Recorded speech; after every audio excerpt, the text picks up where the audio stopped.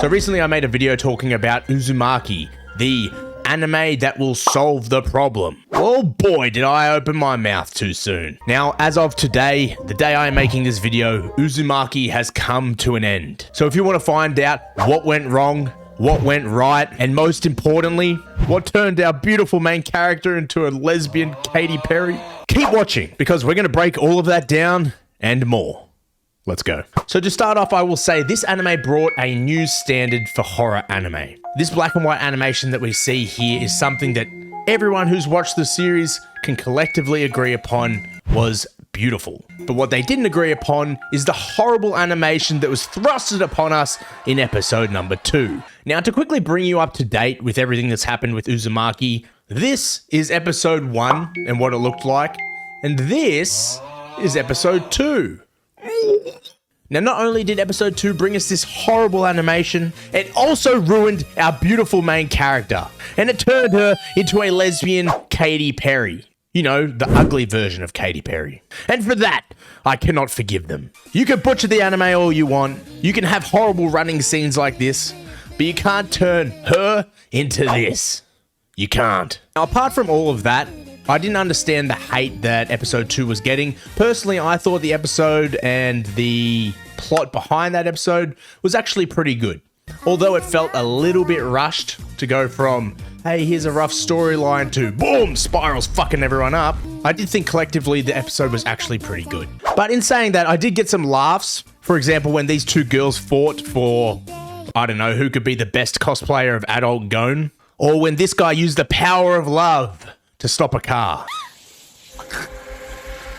Hey, look at that, it actually worked. But outside of that, and the snail man humping himself, I think episode 2 for majority of people was a letdown. As I said, personally, it didn't bother me too much, but I think collectively what I saw from anime viewers everywhere, this was a horrible episode. And firstly, before I get into the rest of the video, I think this is because episode 1 was so stellar. It was new, the animation was beautiful, the attention to detail was stunning, and then it kind of got really watered down. As I said, I personally didn't notice it too much, but pretty much every other anime fan everywhere did. Episode 2 to the side, surely episode number 3 can make it back to us, right? Let's see. So right off the bat here, I see the animation has seemed to balance out a bit. And as I said, I'm not one to pick up on animation unless it's very obvious. For example, the only scenes where I see it being horrible is these running scenes. When the anime characters are talking to each other, I don't notice it. And when they're running, I see woo, wee, woo. Moving on into episode 3, we see babies are now hustling early. They're selling drugs at a young age. Shrooms, to be exact. And eventually my fiance and I are looking to have children, and I've heard that pregnant people get some weird cravings. But I've never heard of them eating like this. Oh, shit! Alright! Shuffling on, zoom, zoom, zoom. Finally, our main characters are out of the hospital. In episode 1 and 2, these spirals have been spreading out of control. They've been spreading like herpes at a high school reunion. And the plot here towards the end of episode 3 still feels pretty rampant. There comes a time where you gotta kick it up the ass to make sure that you actually finish in 4 episodes. My argument to that would be, if you don't want your anime to feel thrashed and mispaced, maybe give it a 5th episode or a 6th so you can fit everything in. I don't know, just my thoughts. What's odd to me though is during all of this crazy stuff that's happening, everyone seems to just return to normal life in the anime. For example, oh, he turned into a snail. I wonder what's for dinner tonight. Oh shit, my hair is turning me into Spiral Medusa. Can't miss a day of school though. I'm just wondering here how everyone in the anime is not on the same page. We've got swirling shit in the sky, people turning into snails, people dying left and right, the lady's eyeball sucked into her head like a gumball machine. But somehow everyone is not on the same page. They're like, let's just go back to normal life. Doo-doo-doo. Now, unfortunately, 3 episodes in here, I start to realize that this anime is making me feel no fear.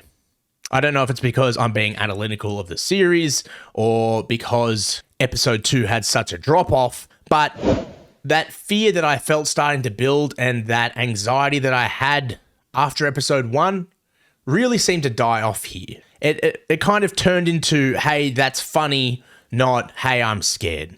And that's what bums me out about this. And we'll touch on that later. But what I do want to say is I was hoping this series would provide an actual horror feel, not just a mystery and a uncomfortable feeling, but a pure, genuine horror. Similar to like a Western movie or a scary Japanese horror might make you feel. Anyway, back to the anime. So towards the end of episode 3, a storm comes around.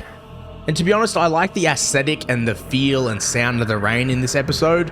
And I feel like the storm did help build to the atmosphere here. That was until the storm started shooting off Rasengans at everyone. And then our main character got stuck under a house.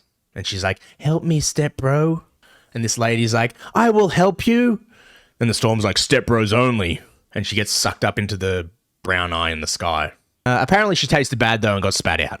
So now we're at 20 minutes into episode 3, and I did like the animation here as they all got destroyed by this water spout tornado. But then somehow they went from being in a tunnel to everyone is now in a safe house. So we just skipped that.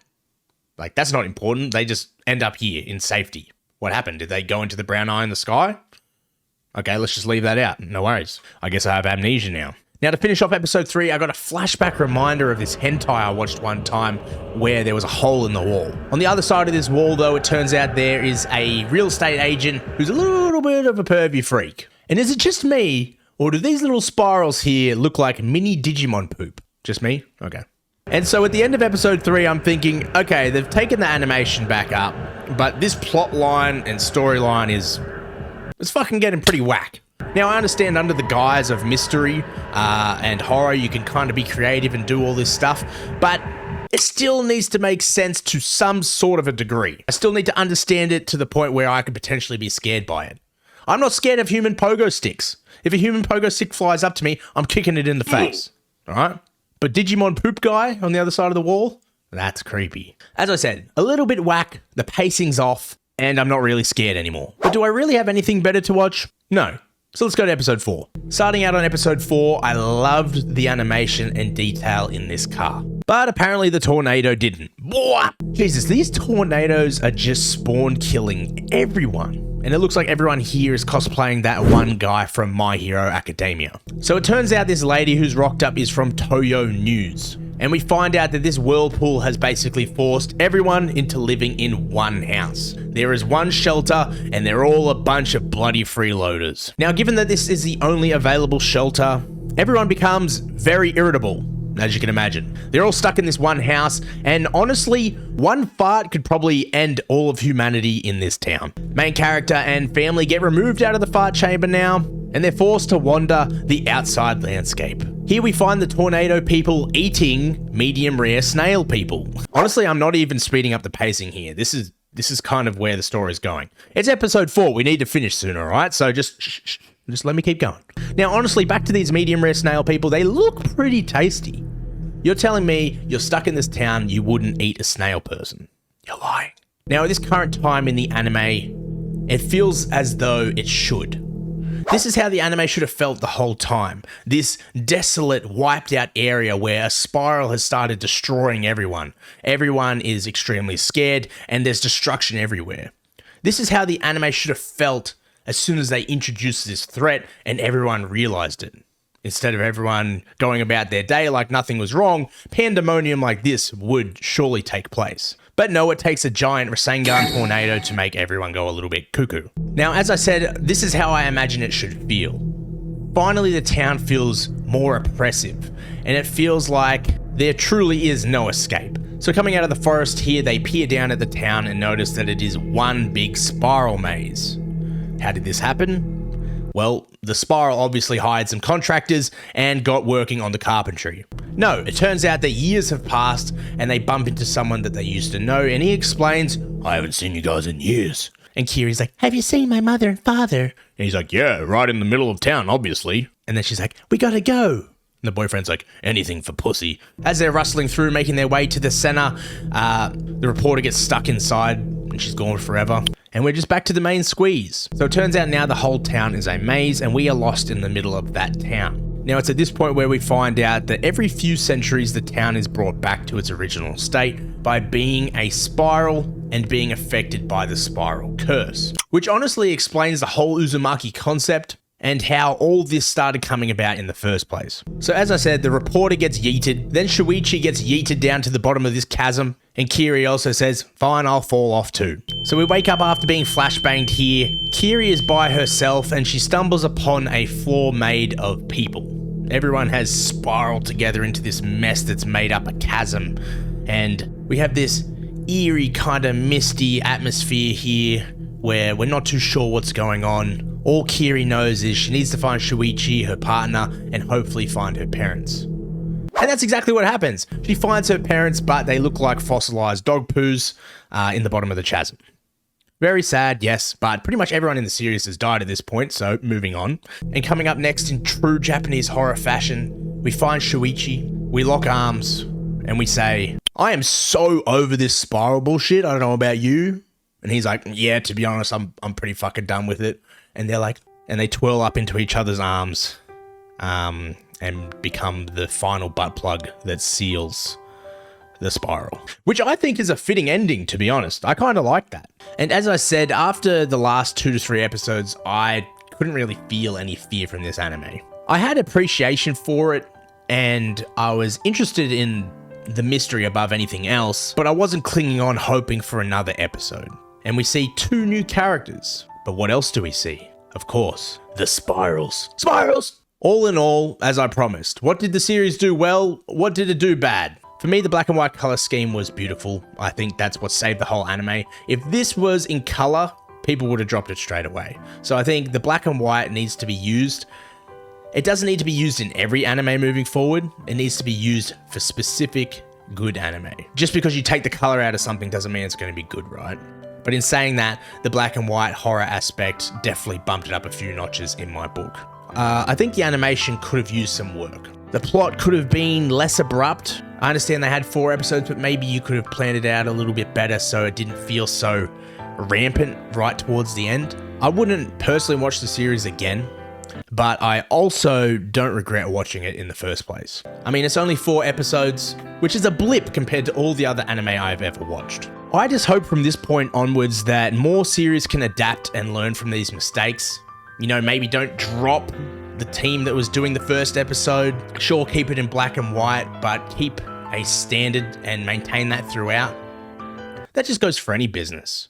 You don't go one day selling good burgers and everyone's like, wow, this place is so good, let's go get burgers from there. And the next day you're serving fucking Krabby Patties filled with grey goo. It's no good. But yeah, I hope someone can adopt this, learn from their mistakes, and create a good horror anime. All I want is a horror anime that makes me feel scared. I don't know if it's possible, but perhaps one day I can have that horror anime that makes you feel uncomfortable, makes you feel when you turn off the light at nighttime like you're scared to get into bed. Maybe they can't do the jump scares like you would normally see in traditional Western horror, but think of any Japanese horror movie. They're always done so well. We need to figure out a way to transpose that and bring it across into anime. Now, maybe if given time one day with creativity, we will get there, and I will continue watching every horror anime that comes out. But for now, I would give Uzumaki a 6 out of 10. I still think it's better than any other horror anime I've watched, so there's that. Alright guys, if you are new to the channel, don't forget to slap the shit out of the like and subscribe button and my anus. I hope you guys have been enjoying the constant uploads. Plenty more to come. Click the video on my face. This is a great video. You've never seen anything like it. Never! Baby, you're a firework. Come and let your colors